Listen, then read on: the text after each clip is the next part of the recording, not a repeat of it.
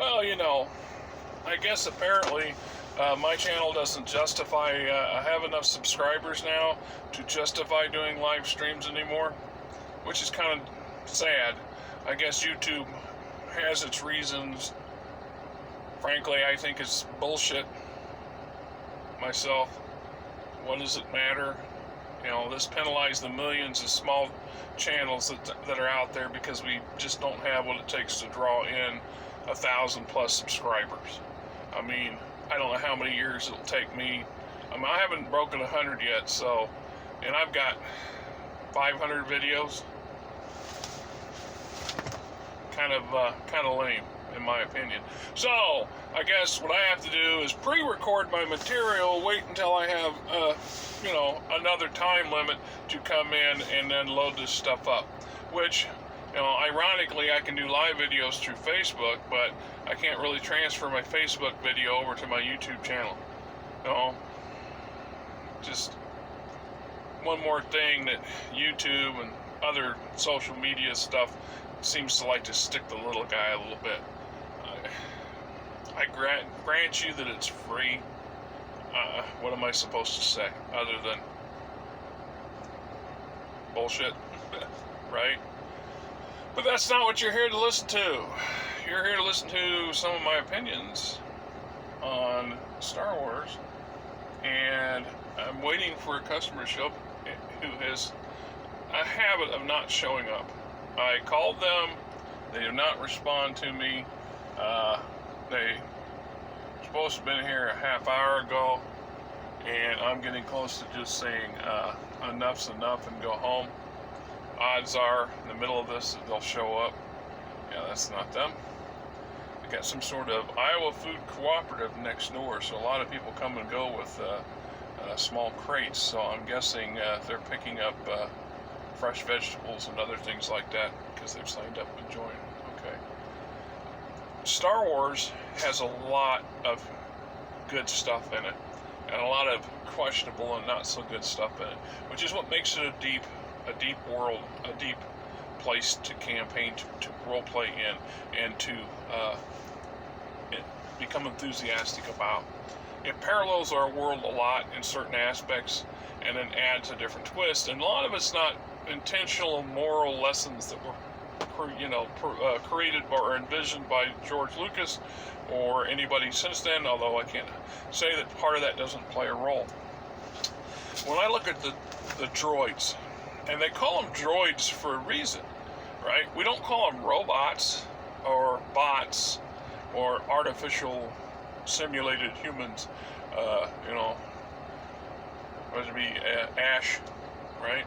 No, they call them droids, and it's a unique term that was coined by Mr. Lucas to find something that set these almost self-aware, if not self-aware, thinking machines apart from all the other versions of thinking machines in the sci-fi world. In this case, one of my concern, my thought here is, are they self-aware?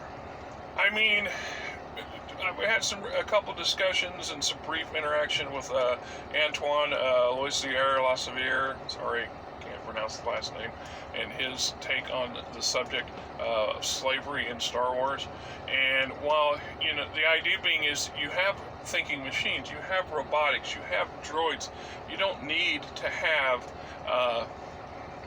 living, breathing, humanoid, intelligent beings as a slave. It's an archaic thing that shouldn't necessarily exist in such a futuristic world setting, ideally, right?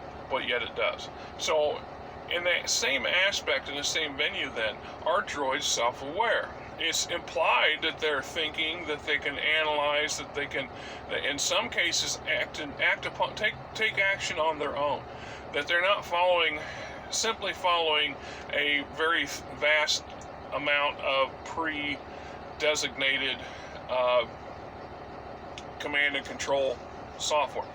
You can make a machine very, very adaptive and very, very clever in the aspect if I give it enough parameters to work from, enough commands, and an analytic software that allows it to try to measure a given situation against all the possible scenarios it has available to it.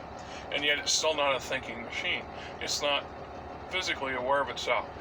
We see this over and over and over again, especially in the higher class droids in Star Wars. C-3PO is actually afraid of a lot of things. He's not pretending to be afraid, he's afraid. And in part because he's seen a lot of things that he was never intended to deal with. And that's muddled and mystified his programming, as he might put it.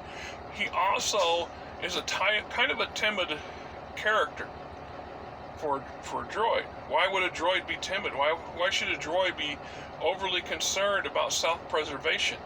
And yet we see that often in various types of droids, various personality droids that crop up in the movies, in the animated series, and the cartoons, and so on and so forth. R2-D2 is another example, except R2-D2 is very brave. He's not afraid. He's not foolish, but he's not he's much more inclined to put himself in harm's way, to risk his existence, than C-3PO. And we also know that they are concerned about mind wipes. Why wipe a mind at all? Why is it called a mind wipe? We're going to suppress your data. We're going to clean all the unnecessary memories out of your data banks to keep you on track, to keep you docile, to keep you in line. Just throwing that out there. Think about that for a second, what that really means. If we could brainwash people, if we take a point and say, okay, we're going to eliminate, you signed up, and we've seen a movie or two like this. You signed up for some certain task, and then we're going to eliminate anything from your mind that doesn't relate to that task, or eliminate anything bad that's happened to you because it's not conducive for the whatever to allow you to have that knowledge. So in the case of the droids, we're just going to set it up so that the droids are more inclined to be follow those commands in that core programming. So are droids self-aware? I believe that shows evidence over and over and over again that they are. And that there are examples of free droids who have freed themselves or somehow or another acquired independence, a true independence where they are solely in charge of their well-being in their life. So perhaps that's the answer, that they are. And in a way, droid labor is still slave labor, because we've created, the humanity and the alien humanoid humanity-based races have created servitors, and these servitors are aware and self-thinking and capable of knowing that they're in a situation that's harmful for them or harmful for those around them, and to act upon it if somebody doesn't come along and remove portions of their memory. Just thought.